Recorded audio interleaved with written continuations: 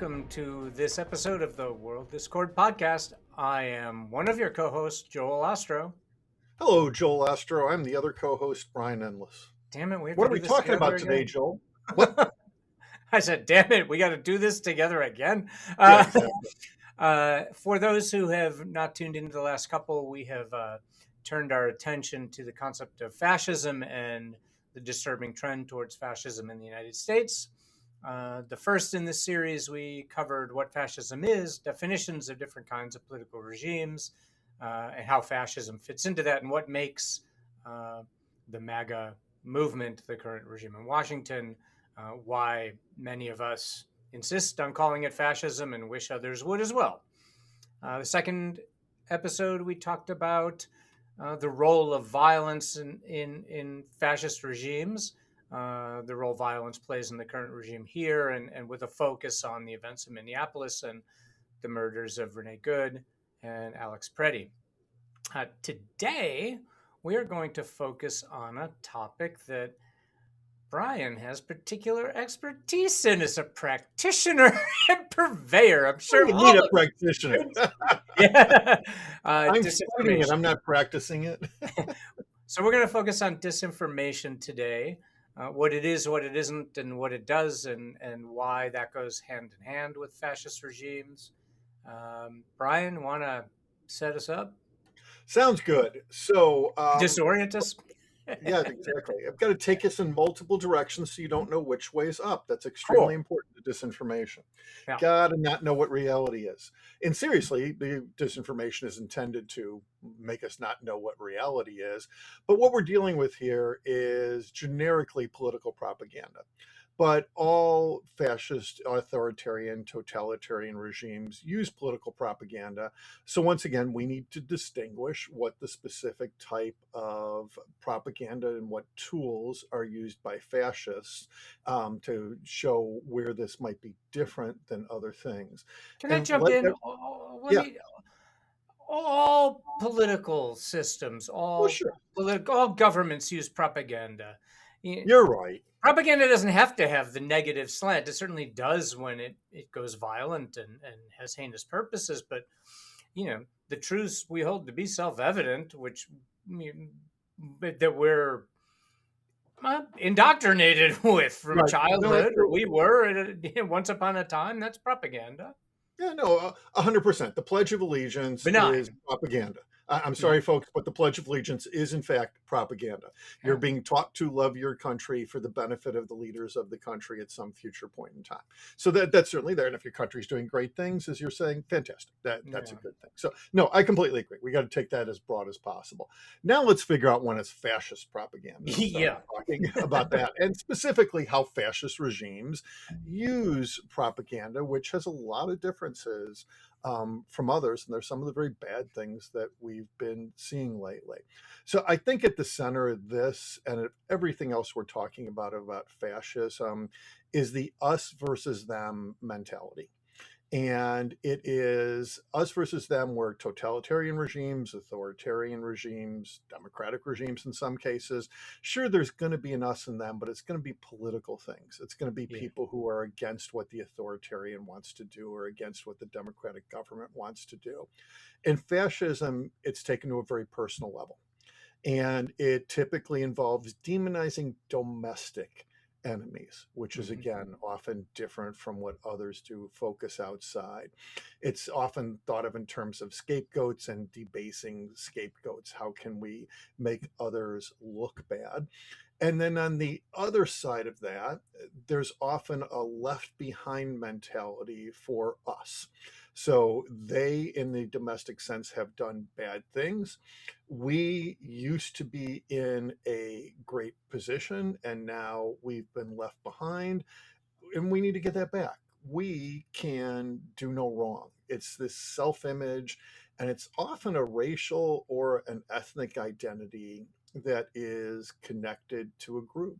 And they're saying outsiders are at fault, and anybody who sides with them is at fault. They deserve punishment. Punishment gets glamorized no matter how crude or cruel it might be. Things like slogans like "one of ours, all of yours" is something that's kind of classic fascist propaganda. And then things we've seen recently, the idea of owning the libs, it doesn't really have anything to do with the English language. I mean, what does that mean when you say it? Or the "Let's go Brandon" slogan that was out there. I never knew what that one meant. That I kind of knew where people were trying to go with it, but it was a really good piece of evidence of the brainwashing, though, it because is. everyone We'll was absolutely get to that. parroting it, and they didn't even know what they were saying. Yeah. So the key here is, though, with the us and them, it's some favored race or ethnicity or group, not just a political group. If you're talking about the fascist propaganda, Yes. because within that, if when we get to disinformation, that becomes all pervasive. Absolutely, 100%. Yeah, and we can go into a little bit of disinformation. This is one of those, again, everybody employs disinformation. It's a standard tool of politics. You want to make people believe what's going to put them on your side. That's something everybody does, no matter what kind of government you are. What we see with fascist regimes is just blatant false information and often preposterous lies and standing behind those lies. So it's a, With a purpose. yeah, with a purpose. How big can the lie be, and how can you stand behind it? So, I think most of us learned about this without realizing it was fascism a lot of the time through Orwell and 1984 and other things. Those Orwellian statements. So, the party told you to reject the evidence of your eyes and ears is absolutely classic fascism. That's just one of those, we are going to tell you what to believe. It's the final and most essential command. And some of the others that are out there: war is peace, freedom is slavery, ignorance is strength. Well, the Orwell 2 + 2 = 5, right? Exactly. Yeah, these are all. Can I things jump that are, in? Because I do like. We were talking about this before we started recording, but there is an important difference between misinformation and disinformation. And Brian, let me bring up right before we hit record. It sounded like there was a bunch of car honking outside of my window here. Right. So I heard the honking.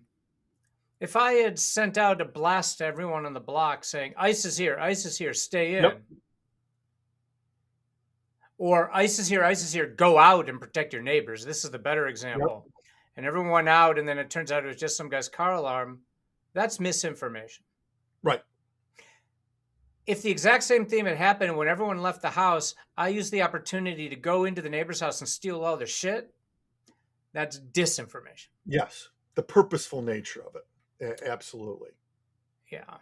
So and then you can apply that to politics. So disinformation is intentionally sending out misinformation so that you can then capture something. Yeah. It is I'll put it, deliberate attempt to change the way we view reality. Deliberate attempt, whereas the misinformation is usually, I screwed it up. I was wrong. Yeah. It's you're responding to facts without right lies. COVID is a great example of this, and all the things that went behind COVID and all the stuff that went into it, the political side. There might be a little bit of a political debate, but scientifically, the scientific medical community knew what to do, and the politicians started throwing out stories, including bleach and horse shots that people should get to fix it. Kind of reminds me of maybe borderline fascist. Was a South African president, Thabo Mbeki, who said that HIV/AIDS was a plot by the United States to kill Africans, and that you shouldn't take vaccines because that would just make it worse. These are purposeful. These are disinformation that can harm things, and they tend to just be repeated over and over and over. And it's one of those things that either they're trying to create a counter narrative and have something for them, for us to believe in. Right, like RFK's supplements interests or Alex Jones's, especially during COVID. Exactly. He monetized the disinformation he was spreading. That's what made it. It wasn't harmless misinformation, or it wasn't even, that was intentional misleading, causing harm for their own benefit. Yeah, absolutely. The other side of this too, though, is this isn't just to go post-truth. We talk about the post-truth Right. society since George W. Bush and the way political ads have been going in any given cycle. This isn't just giving people different facts. A lot of this is intended to create a world where we have no idea what reality is, where we Correct. have no idea what facts are, and where the two sides are not only split into camps, but the camps have totally different views of what reality is and totally different views of what truth is. So when this is really successful, we see the world differently than they do. This is And kind of the question of, right. Nazi Germany. We debate, did the average German know what was happening? There's a pretty good argument they Exactly. did, but there's also an argument that, yeah, they didn't get any news telling them what was happening. Mhm. They weren't Mhm. privy to any of this. It wasn't being broadcast. So while many of them might, others may have completely been in the dark and just seen it as a war effort. Let's also, to put the whole everything we've talked about in the context of our previous episodes, Yeah. where this all fits in is fascism needs to destroy the prior institutions. Yes. And a Absolutely. central, Thomas Jefferson articulated it so Yep. perfectly that an informed citizenry is necessary for a democracy, for a republic to function. Because if we aren't informed and if we can't trust information, then we can't behave as democratic citizens.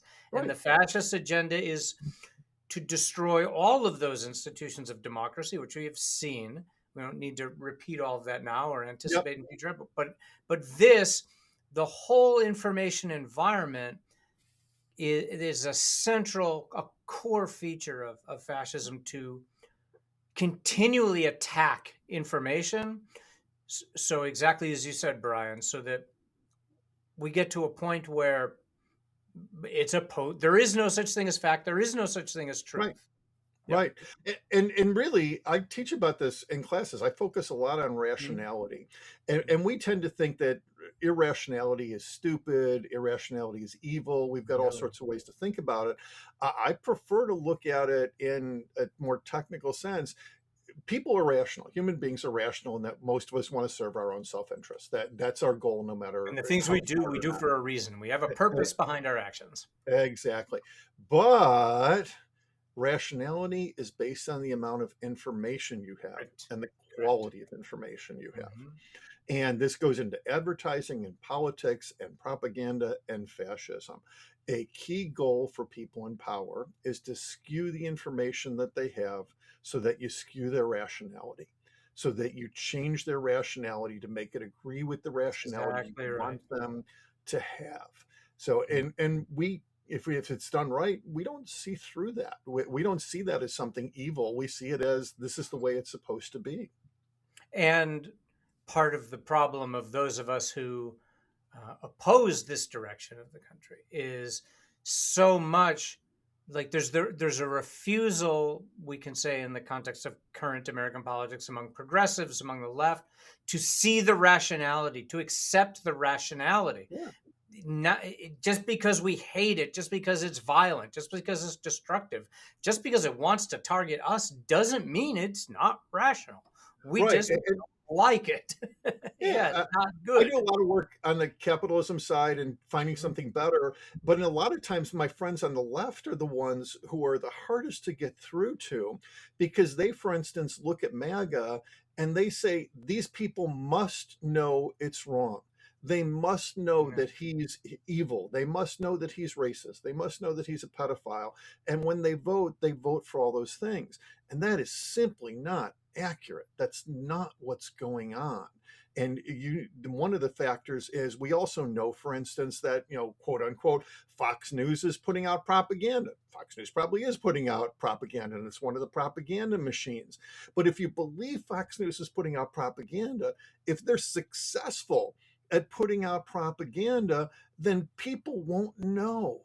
Then Correct. then you're thinking about it wrong if you're saying these people should see through it. No, they're not going to see through it. They're not going to see through it, but they still have.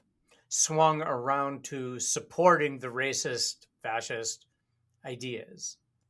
Those, To some extent, but I think a lot of it, first of all, I think they've been sold on that, and yes, they have swung to it. And the more important thing is, one of the things we know about, we'll just be specific about Trump voters here as we're going into it, is the majority of them voted based on the economy. And if all you're watching is which Fox also was a News, weird vote, but go ahead. it was. No, absolutely. They were sold something that wasn't going to happen, but that Yeah. they believed because, frankly, I've said this for decades, the Democrats do a crappy job at propaganda on the other side. The Democrats love the truth a little bit too much sometimes, and they're not willing to play the political game, and they lose because of that. But that being said, if people voted because of the economy, I've watched Fox News a bunch of times. I spent about a year watching Fox and MSNBC at the same time, and then on Told you he was Friday. expert on disinformation. And This is how you get practitioner. there. You got to see the other side. But in doing that, Fox doesn't talk about racism. So I haven't turned it on this week, but I can't imagine Fox is talking about the Obama tape, or if they are, they're just talking about it as a joke or as an accident. No, Fox but they doesn't. talk about Haitians eating cats and dogs. They talk about Well, people of color being murderers and rapists. Like this, so they are spreading the racism. They're just not calling it That's racism. absolutely, but people don't see it that way. And that's one of those things. When Ronald Reagan came out and started talking about welfare mothers, it took a long time before the mainstream started seeing that as racist. That was sold, bought and sold. Yeah. When Hillary Clinton was among the people that was talking about the dangerous youths, what was the name? What was the word she called for it? Super predators. Yeah, yeah, And that was a word the right was using, and yeah, Hillary Clinton and the Black Congressional Caucus was talking about super predators. And we didn't realize till about 8 or 10 years later how racist that was yeah, and yeah. how insane that was. So people get caught up in this stuff when the propaganda is there, well meaning people and not well meaning people. And no, I'm not going to say people are blameless, but you got to understand that when you're caught up in something, you tend to keep working on that. That tends to feed on itself. And the disinformation is incessant, repetitive, constant, Yeah. and that's why we use words like indoctrination, brainwashed, because right, it's not education, it's miseducation, right? Yeah. It's yeah, yeah, Well, and you're using the political words, which I think are very accurate, brainwashing and other yeah. things. But at a psychological level, and part of what I've been doing and looking at disinformation is going to the psychology of this. And I've got a couple people, grad student and a student, working on just literally coming up with pages and pages of psychological tools that are being used here. The big one that comes out all the time, though, is cognitive dissonance and cognitive bias. And these are ideas that most of us have heard the words and might recognize, but it's important to understand how deep it is. It's also sometimes called confirmation bias. There's this idea that certain things are true, and I have seen that they're true, and the news tells me they're true, and my neighbor tells me they're true, and my church tells me they're true, and my politicians tell me they're true. And the other side, these elitists on the other side, are trying to give me facts. And I've been told for 30 or 40 years that the news on the other side is lying to me. And I have biased that I'm being lied to and that the elites are lying to me and the intellectuals are lying to me. We should talk about anti-intellectualism in a second. And all of these things have come together, and my family has raised me to believe this, just like racism in many places now, but certainly, in the early part of the 20th century, let's say, the racism that was taught in families after slavery and that was still there. This all confirms itself, and your view of yourself and of your reality is based on these confirmations. You don't want to change them. And you Right. even go so far, there's something I found out the term recently called the backfire effect. If I have this cognitive dissonance and you're coming at me with facts to prove that I'm wrong, every time you throw a fact at me, it's likely to backfire and make me go even further into my beliefs. And it's Right. going to push me away from what you see as the truth and what might be the objective truth and push me toward believing these things. Well, because look at what the consequences of that not happening would be. if you let that contrary information in, the facts in, eventually you're going to see that the facts are the facts. Right. And then you have to confront where you had been before. Yeah. We don't want to believe That we are that we've wrong. been deceived. Right. Yeah. Yeah. No, Yeah. And we don't absolutely. want to believe we're wrong, especially when the wrongs that have happened as a result of our being wrong are such catastrophes that are happening around us. Yeah, yeah, Right. and this is one of the things, we talk about this with racism as an example, going outside of fascism. It comes into fascism too. It's one of the things that's used. I hate the term white privilege because it's Mm. incredibly accurate, but it's incredibly misused. Hmm. And what I really didn't like was for years when people started using it in public, they would throw white privilege at them. It's like, that's Hmm. your white privilege showing. You Yeah. need to get over your white privilege. Yeah. And to me, Especially in academia, it was yeah, rampant. Yeah. that's just set up to backfire. And Yeah. anybody who hears that is going to say, well, screw you. Yeah. What Yeah. do you know about me? Yeah. But at the same time, I have white privilege. For You have sure. white privilege. For sure. Why? Because our We're lives are white. Yeah. right, Because we're white. in a wide variety of ways because of our skin color. Yeah. And yeah, we should realize that. But the way to make people realize it is not to throw it in their faces. Right. And Right. you get resentful when people throw it in Yeah. your face. So, Yeah. we got to teach an important thing here, but you got to watch out how you try to teach the people things that are contrary to what they've seen. So maybe can we try to bring some concrete, like, I don't know, what's a good example now, like in the news over the last week, of disinformation coming out of the regime? Here's the one I love lately. So, Donald Careful Trump how on you say that. what's that? Careful how you say that. Yeah, exactly. I deal, I you know really this. love this I disinformation. deal with genocide and torture, and it's like, the Yeah, authoritarian tortured someone. This is great. yeah, This is yeah, so yeah, because yeah. because we can tell the world about it, because we can Right. point out the example that happened. And yeah, I know that can make me a Yeah, bad person sometimes. yeah. But what And we teach the same stuff, so we're both in the same boat, which is why exactly. I'm teasing him about this. Um, Donald Trump on Truth Social and in public has now stated that elections are so bad and that elections have been so cheated and so skewed around the country that we must nationalize elections in 16 states. He hasn't said which ones, but they're the blue Oh, we can states. guess. In 16 states, and that the Republican Party must take over these elections to make Right. them fair. Hmm. This is a classic example of this. I don't think this one's going to go very far, but it's one of I don't those think it's things going to that, go away. right, exactly. This is what they're pushing toward. We talked about this with ICE Mhm. last week. The goal is not to put ICE in the streets and to capture immigrants. The goal is to capture elections in November and 2 years from now, or two and a half years from now. Well, And and the this is goal is to detain people, and so people can profit off exactly, of those concentration camps, which they keep building exactly. now in something like, what, The 13 corporate more side states? going together with the Yeah, political side, and yeah, yeah, yeah. that's a significant piece of Profiting fascism off as of the well. disinformation. Yeah, Yeah, yeah. but Uh, that's one of those. Yeah, this is a totally false, has absolutely no basis in reality.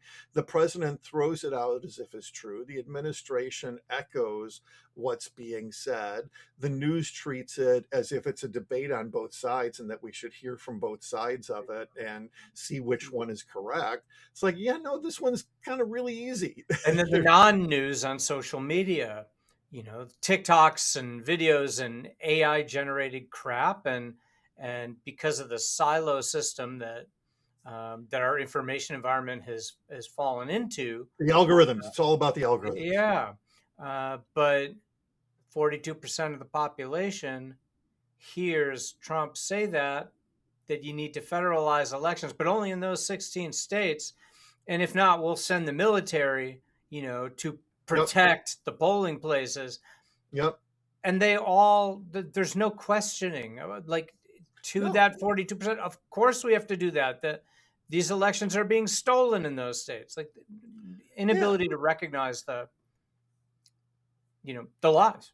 And now we're bringing things together. This combines us versus them Yeah. We are right. We are in the good. We are the shining example. They are obviously wrong. They're obviously lying. They're obviously evil. They're obviously cheaters, and they must be punished. Mhm. And we are good. Mhm. There's no problem with us. Mhm. They are the ones who must be punished. But Yeah. then it also puts it with cognitive dissonance. And it's great you brought up the social media side and the silos, the algorithms. Once again, we really get completely different information. It's just not Yeah. the same stuff, and it affects our rationality. We are differently rational depending on which information silo you're in this country.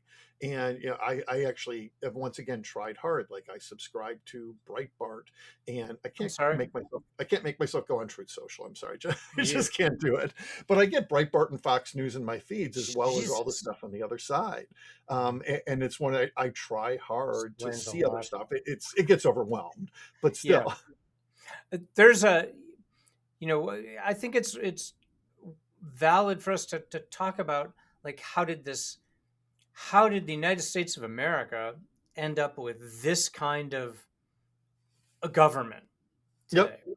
And there is a paradox in democracy. There's a paradox in American style democracy, right? The First Amendment is sacrosanct, right? Like that Congress shall pass no law abridging freedom of press. and Um, yet, but that was appropriate and worked for a long time when media were family owned. There was competition. There were several dozen media owners in print alone. In electronic media, the owners were all different. There were professional standards, and there were editors who were gatekeepers to certainly prevent disinformation, but also to prevent accidental, right, the misinformation, and to correct right? and follow up reporting to correct mistakes. Like none of that was heinous, but this new world we're in um, creates a dilemma.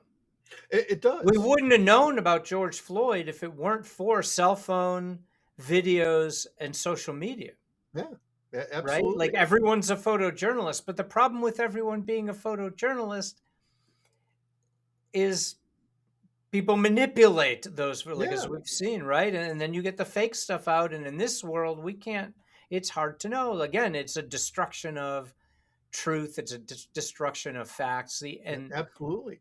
And And we we still go- are oriented when we consume something that looks like news.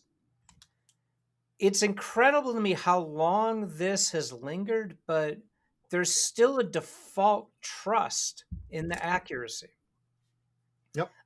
And the those with ill intentions exploit that, Yeah, at and have least default trust and exploited it really accuracy if it's skillfully. us. Whichever side us you're on, if it's one of my people, if it confirms my bias, Yeah. I have a default trust in it when that's there. Mhm. And news takes advantage of that, and social media takes advantage of that. Right, but there's no general, like, in the days when there were two newspapers in every major city, it tended to be one was more conservative editorially, one was more Yeah, liberal editorially, but the coverage might differ a little bit. But what the main story was the same across all of the yeah. media. And the basic facts were the same facts across all of the media. Up until the 80s and 90s in the US, we used to agree on the facts. We would Correct. disagree on how to fix them. We would have Yep. multiple perspectives on how to fix them, Right. but we'd agree.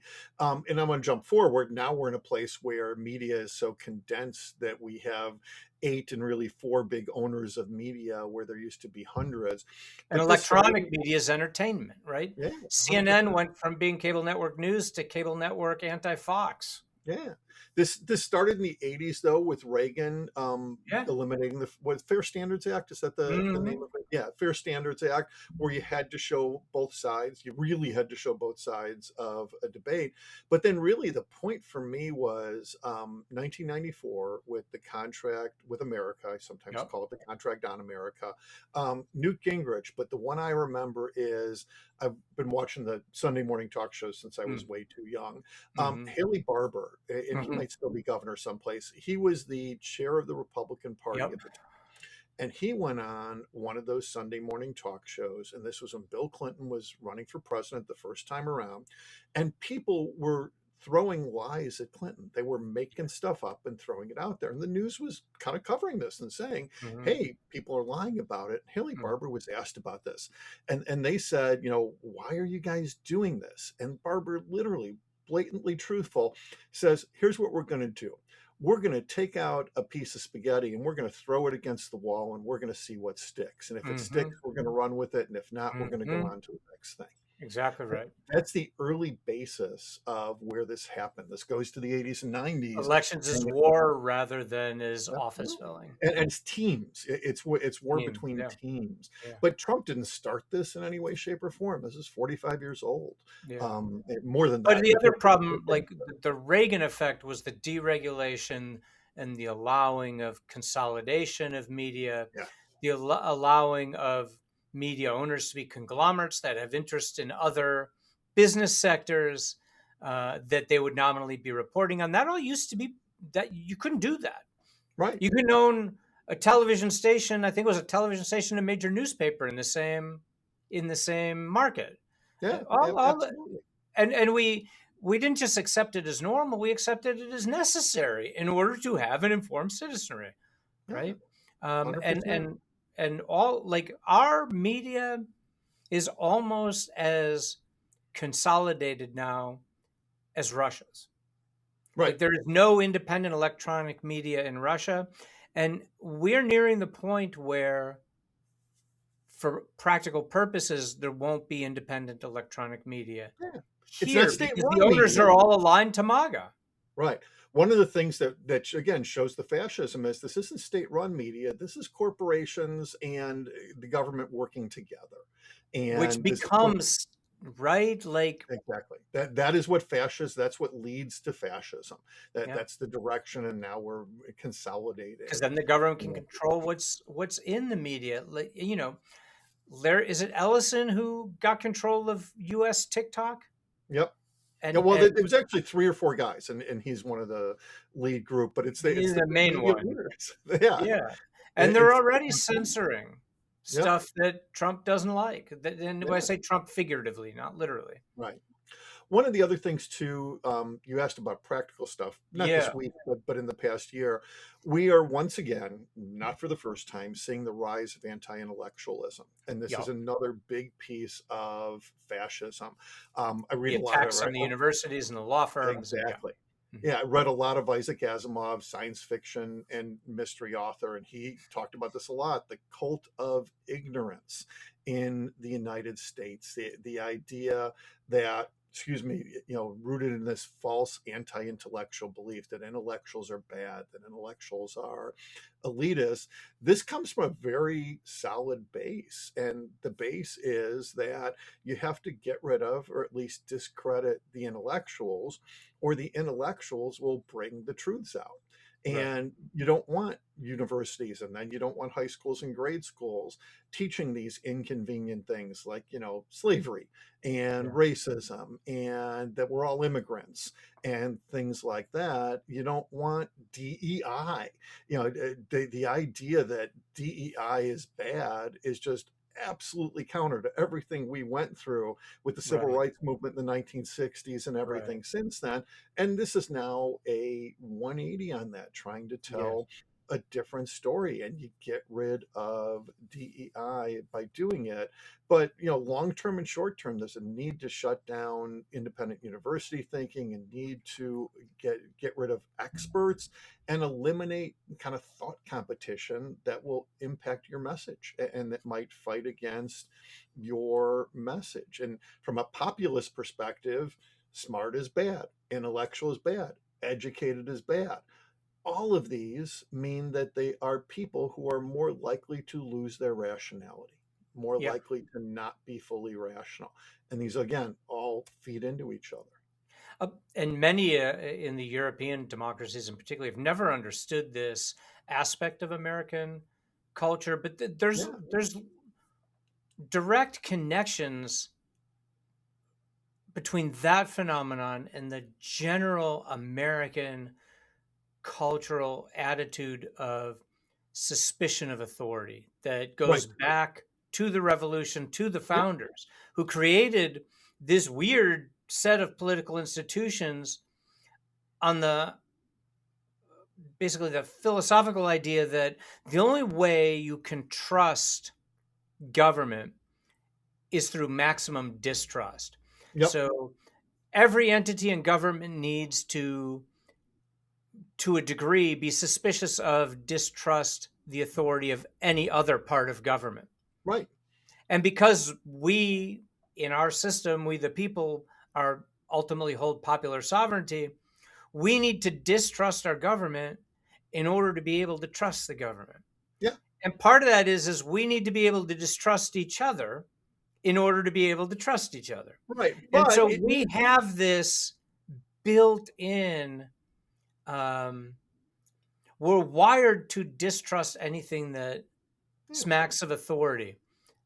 And when this works well, it's exactly right. You're exactly right. When this works well, though, it's 50s, 60s, 70s, 60s and 70s especially. We used to call it the loyal opposition. I was a kid then, but it was called the loyal opposition. You were against the people on the other side politically, but you understood they still wanted what was best for the country. Correct. And you understood you could come to compromise with them because they were decent people. And that's how you had like the horse trading, the pork barrel politics in Congress. You know, you could have Tip O'Neill work with Republican presidents, and there was competition in elections, but after the election, the competition went away, and they found a way to moderate each other's preferences to come up with, gradualism, which is how our system has worked. Absolutely. And for me, again, on the intellectual side, I'm sorry, I take this back to William F. Buckley, who, hasn't been around for a long time, but he was the conservatives' conservative. He was a genius. He's probably one of the smartest political guys who ever lived, even if I disagreed with him. Biggest assholes who ever lived, but come on. Exactly. But intensely racist. He goes to Yale, and when he gets out of Yale, he really started the post-World War II anti-intellectual movement by writing about how all of his professors at Yale were wrong. And he was doing it because he felt that the Democratic Party was going in the wrong direction with, things like Social Security and things like social safety nets and things like that. Meanwhile, he was the most smug intellectual who ever walked the earth. Absolutely. He's the guy who started the National Review. But he was also a tutor to Ronald Reagan. He's the reason Reagan went from Democrat to Republican. Nope, so he's incredibly influential. Oh, yeah. The intellectual who is anti-intellectual is kind of ironic. Yeah. We're running long, but I think it's important for this one. I got a couple more quick things I want to hit that we've been talking about, but I just want to kind of put them in context. Sounds good. A lot of what's done here is what's called argument in the mirror.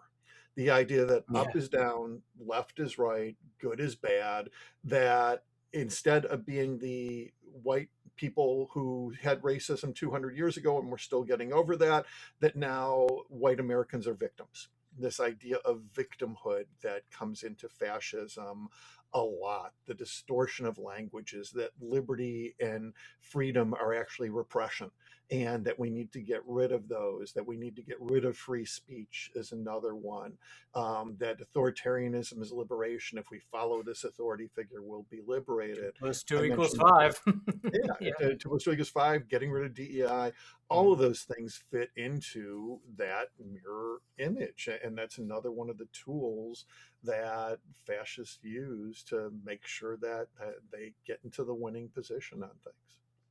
And when they are, and I'm just talking about, your crazy uncle, as you might call him, are confronted with, are shown a real mirror, they can't function. I don't know if you saw it. So yesterday, Brian and I both live in Oak Park. There's a little open area called Austin Gardens on the west side of the town. I was walking through there, walking along the sidewalk, going back to my car because I had some business in downtown Oak Park. And there were a bunch of kids, like it looked like recess or something.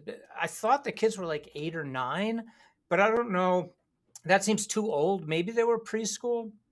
Point is in a corner of that park, there were 2 kids, 2 boys, non-white. One was laying face down uh, in the cold, muddy, snowy ground. The other one was sort of looming over him, holding a stick, hitting him with the stick on the back. And they were playing ice and detainee. Right. And I'm looking around because they were kids and because this is America in the 2020s. I didn't go in there. I wanted to say something, but then as I was looking, it looked like an adult was coming over. So I had to hope the adult did something about it. But I posted about it on social media and in the neighborhood group. I don't know if you saw it. I did see that, yeah. About 3 hours after I posted it, a guy who's a former student of mine, I regret to say,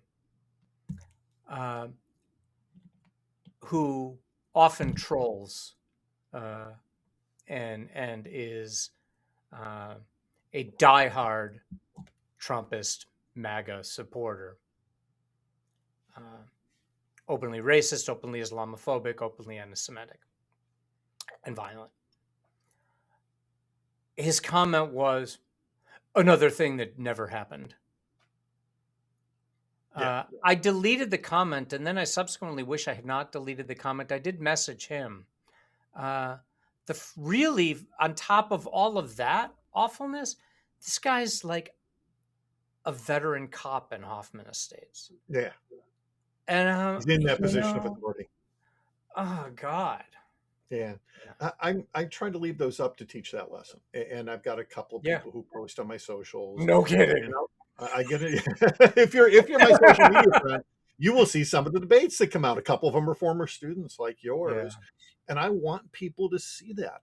But I think this guy's reaction to, and it was very short. It was like 3 lines that I posted about what I saw.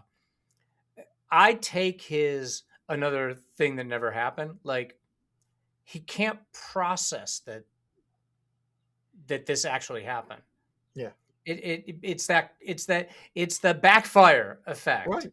Yeah, absolutely. So you don't have to tell someone they're wrong. Like, just showing this is telling him this is how our society is going the wrong direction. And you must be lying. Yeah, I must be lying. Yeah. And it's a short step from I must be lying to I must be gotten rid of. It's a really short step. And as you know, like I keep warning, like I still see these murders and the firing of investigators into those murders. These are test runs. They're test runs.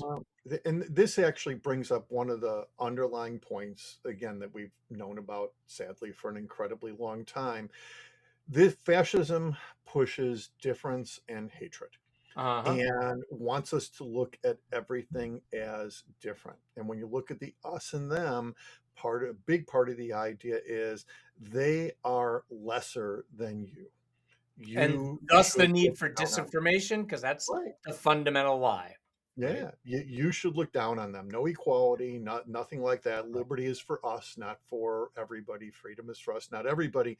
I use all the time in my classes and in public a quote by LBJ about this during the civil rights legislation. I want to do the full quote just because it's so freaking good. If you can convince the lowest white man he's better than the best colored man, he won't notice you're picking his pocket. Hell, give him somebody to look down on and he'll empty his pockets for you. Yep. It's incredibly true. It is one of those things when you are on that lower end, when you're having problems, when your life isn't great, and these are the people fascism always appeals to. Fascism doesn't appeal to, people who are comfortable and going on vacations all the time and have great houses and don't have to worry about paying their bills. It's certainly who the Nazis appealed to in the 30s. Right, exactly.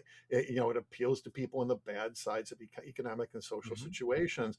Give them someone to look down on. And unfortunately, sadly, the human thing to do is to do that. And we call it empathy and compassion when you don't, but that's a pretty rare quality. And it's more rare when you're in a bad situation. And people who push fascism understand this, at least the people on Yep. the intellectual And side they of it. manipulate people with it. Yeah, Yeah. Yeah. exactly, and that's absolutely key there. Look at what we get. Are immigrants worthless and lazy, or are they going to take your jobs?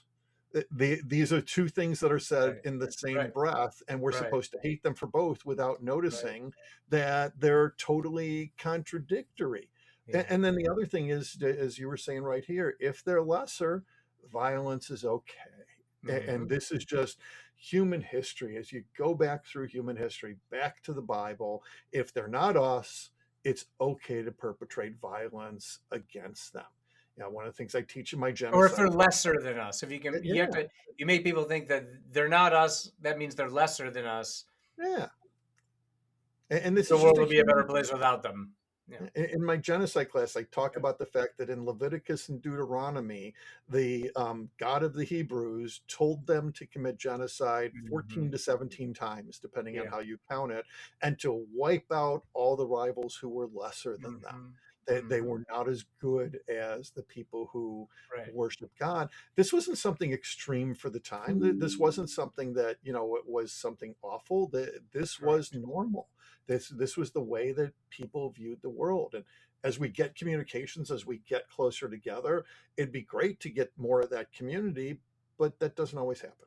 And people still take advantage of the Absolutely right. separation of the difference that's out there. Should we wrap this up? We used to, when we would have guests on our other episodes, we would ask the stupid question, but we haven't Is asked that the a stupid stupid question? question. Yeah, yeah. Uh, I don't know how we should wrap it up. Well, you Uh, know what? One thing we didn't maybe talk with a about, big lie. yeah, exactly. One thing we didn't talk about or we talked around is that nostalgia for the mythic past. We just talked Yeah, about it a little bit. I actually know I know what I went in with, but it's not this. The idea everything was better in the past.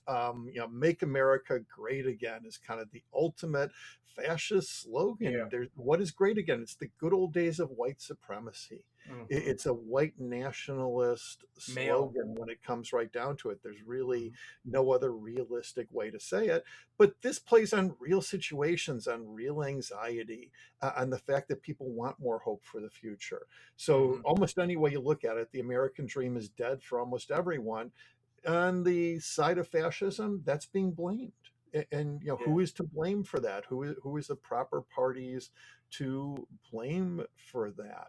So all of these things come together, and yeah, they create that mythic past that we're shooting for in the future, that creates us, and that lets us do whatever we have to get to the mythic And for past. a lot of the base, that past was materially more secure. Maybe not Yeah, better, but more secure, right? Their jobs were more secure.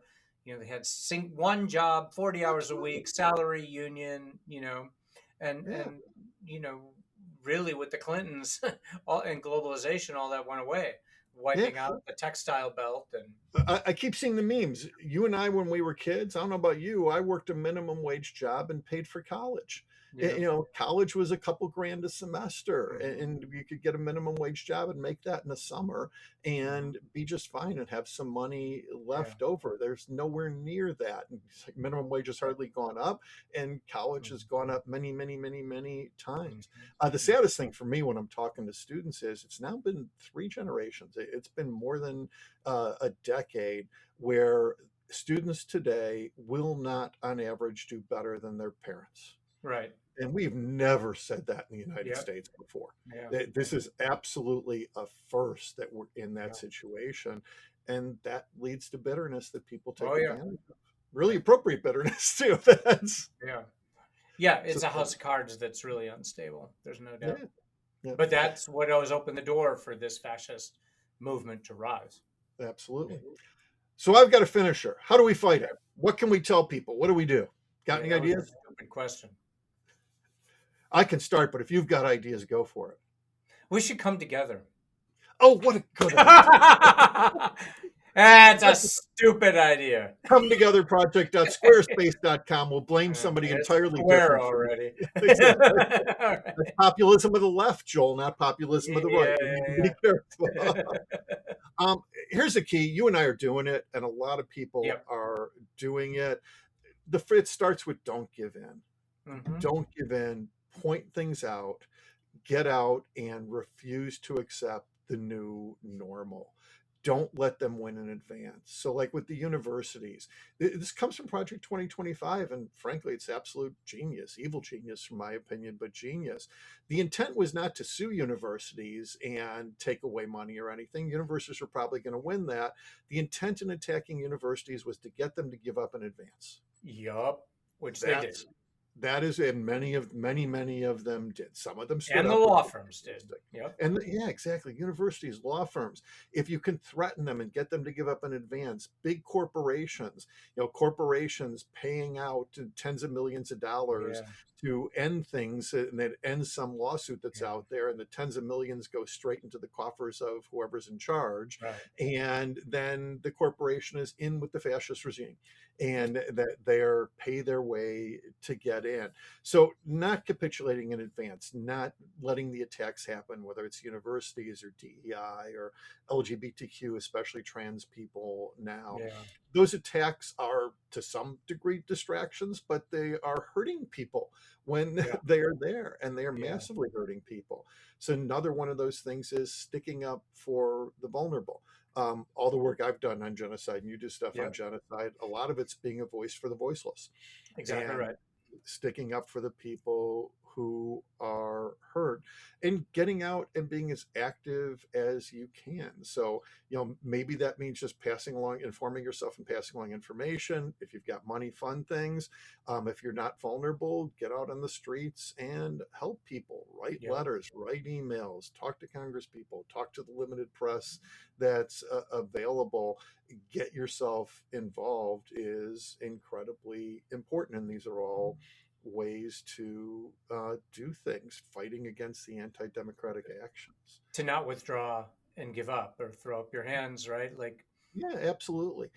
And I think the other thing is, I try really hard, and I encourage everybody else to promote critical thinking. So when I see something, before I pass it along, I verify it. Every once in a while, by the way, I miss. So, maybe I pass along 100 or 1,000 things a week. I'll miss a couple in a week or in a couple weeks. People point that out to me. I love that, because I want to say, I want to know other people are checking. Yeah, exactly. But I want to say, thank you for pointing it out. Correct. I was wrong. And I now change my perspective based on your new information that came in. That's how you do critical thinking. Correct. You change your behavior, you change your opinions, you change your perspectives with new information. But you got to look for that new information to be able to do it. And these are the things, yes, it's get out and vote. Yes, it's getting other people out to vote. But first, we got to protect voting. You don't think voting's going to happen in a fair way. I don't. No. Yeah. If we don't protect that, nothing else matters. I don't think the last election happened in a fair way. People were denied the right to vote. Absolutely. They were stripped from the voter rolls. They didn't know. That's one of the saddest things. I thought some of the election analysis last year in Texas, if Houston had not been gerrymandered and if people had not been prevented from voting, Texas would be a blue state. And not that I'm in favor of Democrats over Republicans. I'm not. I don't think the Democrats are great either. But it is so skewed by people being prevented from voting that it totally flipped a state over that we think of as hard red, and that would probably be purple or likely blue without all the crap that's being done for 20 years or 30 years. Yeah, maybe we need to address voting and somehow in one of these episodes. Yeah, I think democracy and voting would be a good one. Yeah. Well, on that note, hey, I was trying to do how to combat things. Thanks for tuning in, and thanks for listening. Please let your friends and enemies know about the World Discord podcast. Thanks, David, for producing this. Thanks, Brian. Thanks, Joel. Thanks for joining us, folks. See you soon. See you next time.